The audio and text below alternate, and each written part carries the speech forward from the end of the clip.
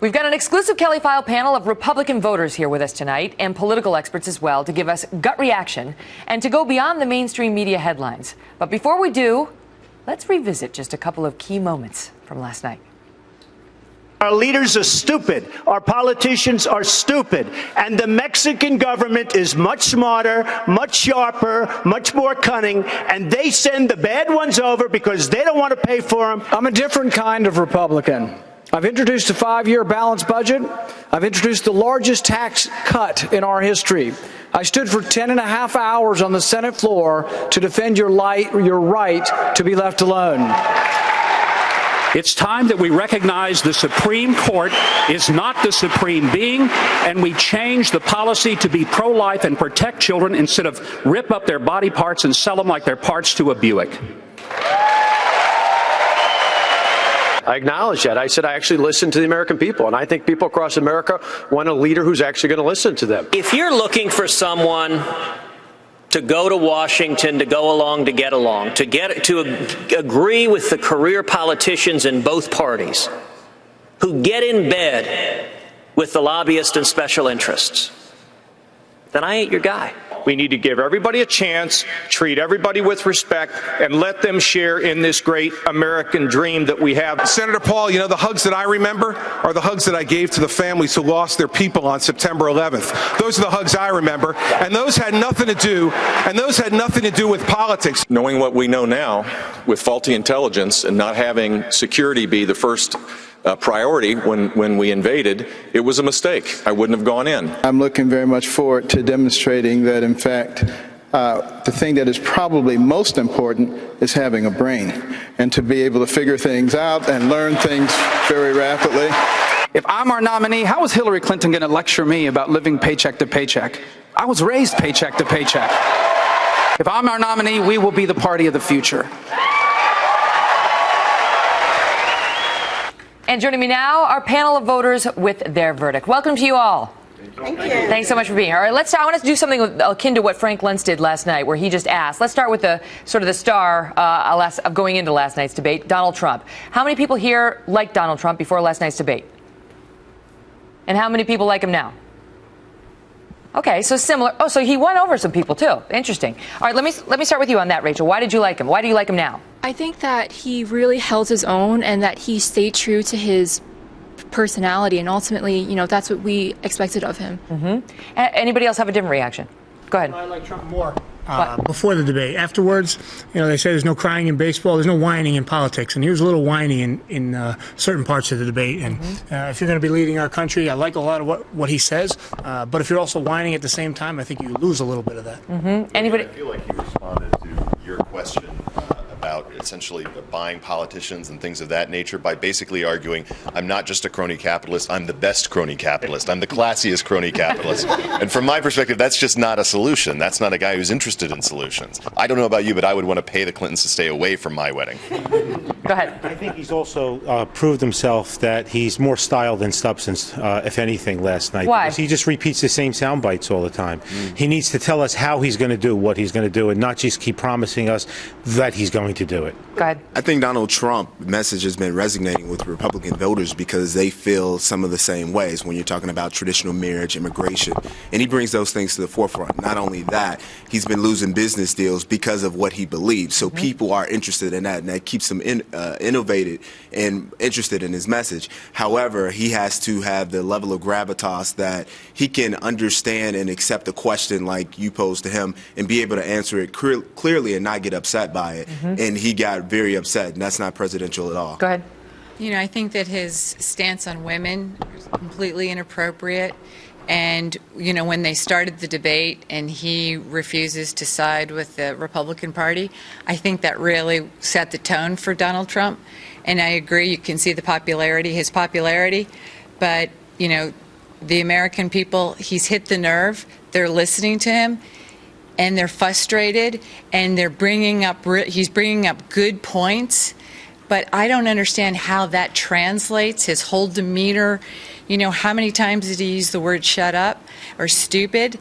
And how does that translate to the Oval Office? Do we want our commander-in-chief? Go ahead, Rita. He serves a purpose, you know. The electorate is really fed up with politicians. And so he is the magnet for that, as others have been before him. Ross Perot, going back some years, sort of did the same thing. Let's hope Trump doesn't go into a third party, because that would be disastrous. In terms of being a non-politician and talking about issues. You in the back. Yeah, I really believe that right now what we really should be focusing is on building our economy. And he has the experience on building multi-billion-dollar, businesses. So I don't think Washington needs another, recited and well-rehearsed politician. But he reminds me of myself. I'd rather be hated for who I am than loved for who I'm not. So if that's the real Donald Trump that we're going to be getting, I'd rather know what we're going to get than some recited, well-polished politician. Interesting point. You go ahead. And everyone here seems to said everything that about Donald Trump that the reason why everyone's attracted to him. Everyone hit on one certain thing. You hit on the fact that he's a businessman. He did great for the economy. Right. It was hit on the fact that he's rough, he's coarse. Donald Trump has tapped into something. He's tapped into people's frustrations. Right now, America is frustrated with what's going on under 7 years of Obama. People are upset. People don't like what they see. They're looking for someone to lead them, someone to take them in a different direction. And I think someone else mentioned it before, they're tired of the politics as usual. So Donald Trump is not the politics as usual. He's rough. He's coarse. Is that the way we need to go? Is that the guy that can carry the Republican Party? I'm not sure. But all the comments here are basically what has drawn people to him. That he looks different, he sounds different, he acts different, unlike any other candidate we've ever seen. Go ahead, sorry. Yeah, I disagree. I think that his demeanor and his attitude last night was downright arrogant. He opened up with complete negative comments about women, and he was he had that egotistical attitude that I am afraid of. Go ahead. So I think that he's like the student that comes to class that's really smart and came unprepared. But needless to say, he's unprepared, but he's a smart guy. He's successful for a reason. And I think that he says what we're all thinking. I'm Latin. I'm with him 100% on the illegal immigration. And, I think that he is saying what we're all thinking, but we are just so PC and we don't want to say it. I'm glad he says what he says. Let me ask you about that. Can I say, on the subject of saying what we're all thinking, now, I asked him the question about the words, that he's used to refer to women. And I understand that some people talk like that, privately or when they were in college, okay? I get that. But I think it's an issue because, well, for the obvious reasons, but also because to say it publicly suggests something else. I mean, I don't know. I don't know a man in my own life who would come out and call a woman a fat pig. I really don't. Not even privately, never mind publicly, no matter how mad he is at her. But that's my own standard and not necessarily everybody else's. Go ahead. I don't agree with him on a lot of his issues, and I certainly don't necessarily like the way he comes across. It seems crass, it seems harsh, but I think what he's tapped into is that you look at Donald Trump and you think he's being honest, you think he's telling the truth. There's no filter on the man, and he's not a refined politician. Right.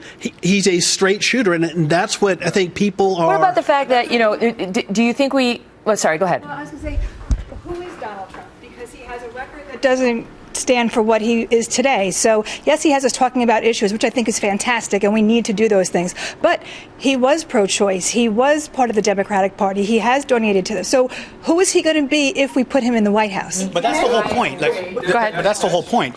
He's telling people what they need to hear, not what they want to hear. Obama was an expert in manipulating words and making you feel all fluffy and nice inside to make you feel like you like him. And look what we got now. I'd rather deal with 10 Trumps than one Obama. If you guys want to deal with the same old crowd, then don't vote for Trump. But that's the whole point. You guys are saying, I don't like what he's saying. But let's look at flip-flopping on, say, the abortion issue in particular. When the first President Bush flip-flopped on abortion and flip-flopped on taxes, you had an impression that, well, it's just a question of time until he goes back to his old liberal self. You don't get that impression from Donald Trump. This is the guy. He says he's going to do something. A lot of people have flip-flopped on abortion. Right. In his defense, defense, Well, yeah, in exactly. particular, over the past 10 years, which is his time frame, because of modern technology. Because you see, as he says he did, he talks about a family that was going to abort their child, but then they didn't, and she grew. I mean, so that I feel like you can understand the evolution on abortion. In Donald Trump's case, he's evolved on many issues, which has people wondering. That plus the fact that he's not, he's threatening a third-party run, which would basically give the Clintons possibly the White House back. Let me move on, because I want to talk to you about another person who's getting rave reviews from last night, and that is Marco Rubio. Here's a soundbite from him. This is number 2 for the control room.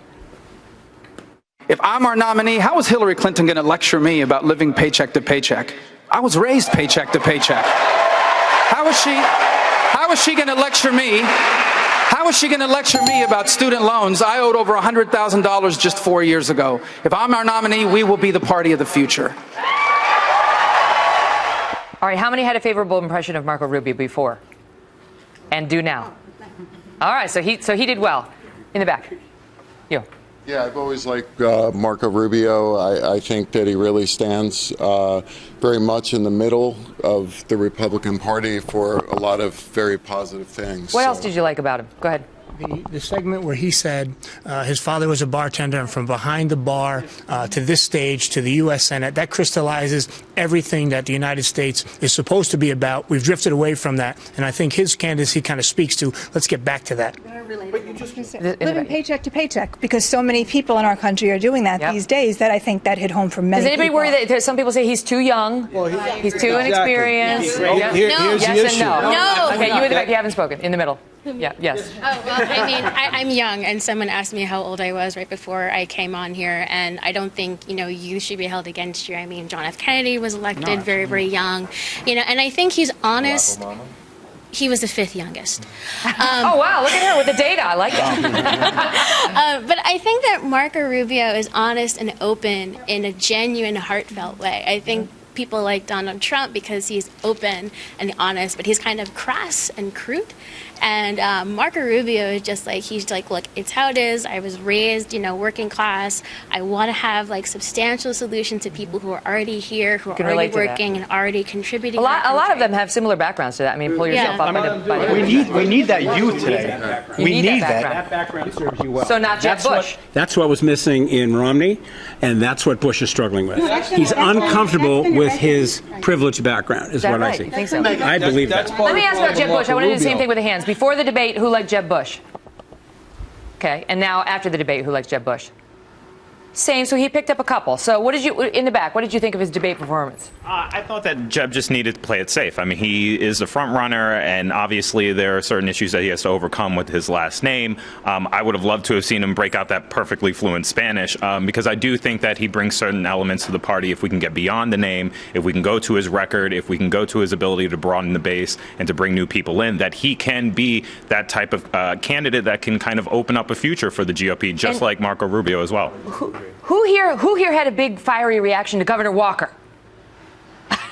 There we go. I know. I'm joke because Governor Walker didn't make a lot of headlines today, so He didn't. I'm having a little fun at his expense. Go ahead in the back. Well, I'm from Wisconsin, and I think he's just done a phenomenal job. But what I really liked, especially in the immigration response that he gave, he just came across as, very humble, as somebody who says, look, I changed my mind. I went to the border. I've talked to people. I learned more about this issue, and I changed my position as a result.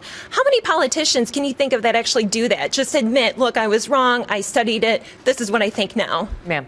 I think Walker has a problem, though, with his likability and appeal to the general electorate because of his positions on no life exception for the mother. Let's talk about that. So you're a Republican voter. Yes. As I pointed out in that question, 83% of the American public favors an exception on an abortion ban if it's necessary to save the life of the mother. He is not one of those 83%. I think that really harms him, and it would harm the party putting him forward. The general electorate is probably not going to vote for him. If 83% of the general population does not agree with that position, and it's a hot topic that everybody's talking about. I think it does hurt the party a little bit to keep focusing on that issue. Let me ask you guys, if you're comfortable sharing, who here is pro-life? And among the folks who are pro-life, who favors an exception to an abortion ban if it's necessary to save the life of the mother? The definition is difficult. Okay. Yes, I realize some people abuse it. We had Dr. Tiller, who was murdered, who would use a health exception to abort third-term fetuses. I understand that. This But whole topic is, life exceptions can be abused in certain circumstances. I understand your point. Is the main conversation right now, though, about the abortion issue in America more about whether we should be funding Planned Parenthood? It is, and we with got to that. taxpayer It is, and we got to that. But dollars? the reason I asked Governor Walker that question about abortion is because that's what they're going to hit him with if he gets the There's gonna be nomination. a personhood constitutional amendment or something like that coming forward? I mean, it Well, just seems... a president has a lot of power over these issues, in terms of what he pushes and what he doesn't. He's going to get hit by that, but by Hillary Clinton if he becomes the nominee.